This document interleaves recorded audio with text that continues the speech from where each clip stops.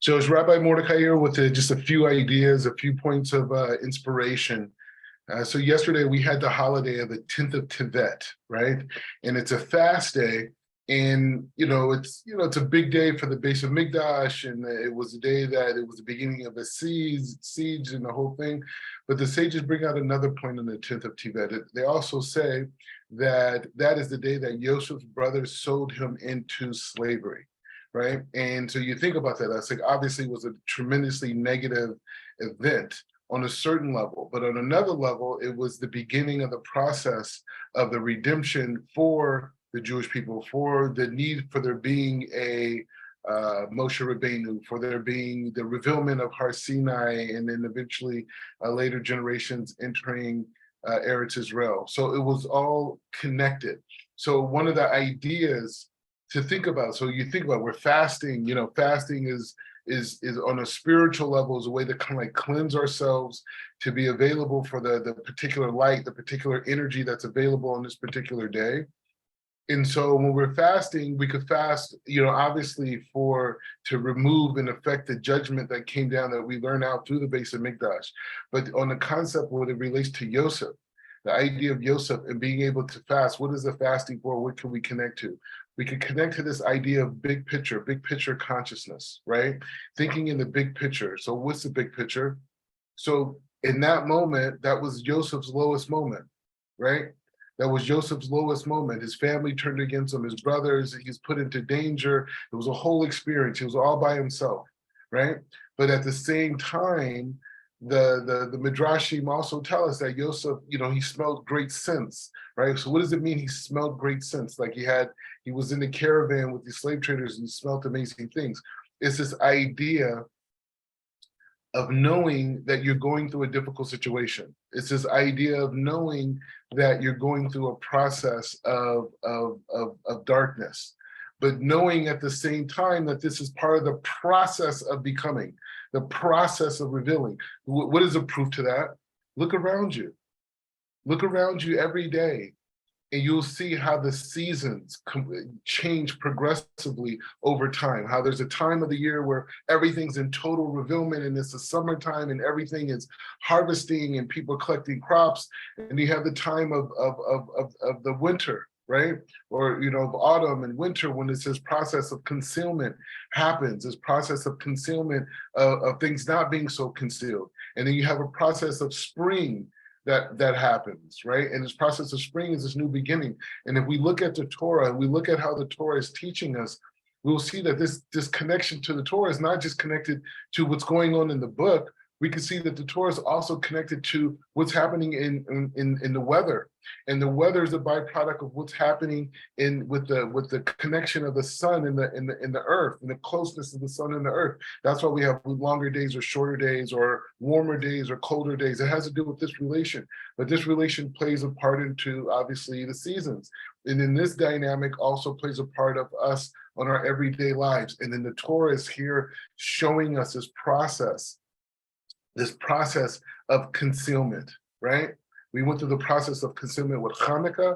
We went through the process of concealment of this idea of the 10th of Tevet, all the way till we get to Purim, which is the transition between the concealed times of the year and the revealed times of the year, right? Which is also connected to how the weather is transferring from the winter to the spring. Also, how the earth and the sun are becoming closer and closer together. All these things combined are being expressed. And then you see it inside of the story of Esther Mordecai and Esther, Haman and Mordecai, this idea of the concealment of the winter going into the revealment of the summer. So what is the point? The point is saying that there's certain times of the year, like it was for Yosef Asadic, where it's completely dark and nothing is making sense, and everything looks like it's falling apart. And guess what? What happens? You go through the process. You go into Egypt. You go into the concealed thing that there wasn't a whole caravan of people running aside when Yosef Asadic is being sold into slavery. It wasn't a group of people running aside. Yosef would be like, Yosef, you're going to Egypt to be a great king and a great viceroy, and all the people on planet Earth are going to be saved by what you're doing. No, all he can see at that moment of concealment It's the fact that his brothers sold him out and now he's on submission. Who knows what's going to happen, right? But the Midrashim speak of Yosef and he has great faith, great emunah during this time. But the dynamic is, this is the process of concealment that we experience every day in our life, right? Every day in our life that we have to understand that there's a process of concealment. How am I going to get to that next level? How am I going to close that business deal? How am I going to be able to find the right spouse? How am I going to improve my relationship with my spouse? How am I going to be able, what's my next level spiritually? All these things are concealment. But it's part of the process of evolution. And we have, the weather is telling us this, the Torah is teaching us, the stars and the cosmos are teaching us this. Everything is teaching us this idea. It's all around us all the time. The world is trying to teach us that it's okay to go through periods of darkness. So I leave you with this story. I've said this story before, but you know what? You hear it new all the time, right? And it's a famous story about, you can connect it to Tom and Jerry, right? Tom and Jerry, the cat chases the mouse. And so that's the story. It's a cat chasing a mouse. And the only difference is I think this story actually takes place like somewhere in South Africa. Don't ask me why, but I was told the story happened in South Africa, you know, the way it was told to me. But it's a cat chasing a mouse. And so the cat is chasing the mouse and the mouse is running for its life, And right behind it is this cat, right? Who's hungry, wants to eat, has a big desire. So they run outside of the house, right? They're running around the house, they run outside of the house. As they go outside of the house, what do they see? They see a big elephant. This elephant sees this little bitty mouse being chased by this ferocious cat, and his heart just goes out. And what he does is he takes his trunk, the horse does, and he snorts up some mud that's right in front of it. And he takes that mud and blows it out of his trunk. And what happens? It covers the mouse, right? It's like, and he did it at perfect timing. Right as they turn the corner, boom, he puts the mud all over the mouse. And then as the cat turns a corner, he just sees a mud hill. And so he's looking around like, where's this mouse at? What happened? I thought I was going to eat whatever, blah, blah, blah. So the mouse, you know, goes into despair, goes into Yeush. She has this whole thing, starts walking away. So this mouse is covered in mud and it's looking around. It's like, hey, you know what? What just happened? Where am I? What is going on? Why am I covered in dirt all of a sudden? Why is everything so dark? And so it's there. And so what happens is that the mouse starts to panic because it's covered in darkness.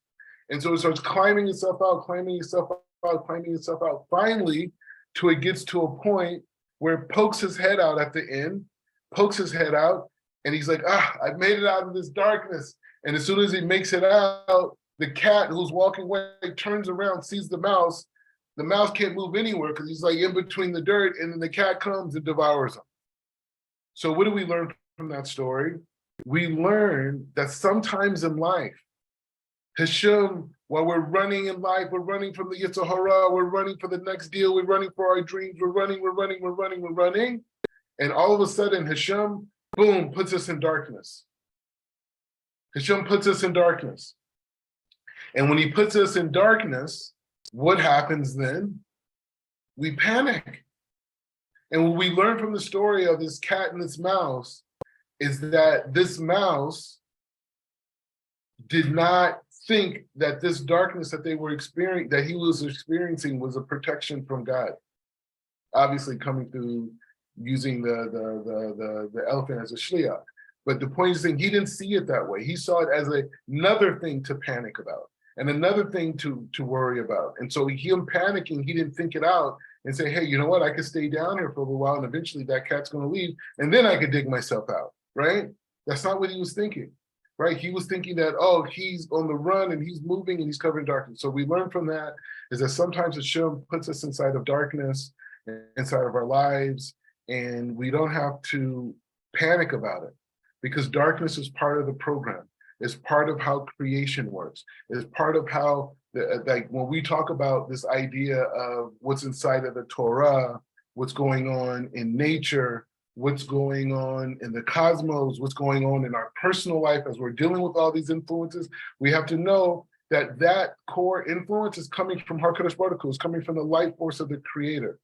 Hashem is bestowing his life force upon this reality, and that life at this particular time is a life force that the moon and the planet Earth and the sun all react a certain way, and the seasons on the planet Earth react a certain way, and us us physically, we act a certain way, and the people around us act a certain way, and we're given a clear map through the Torah how everything comes together.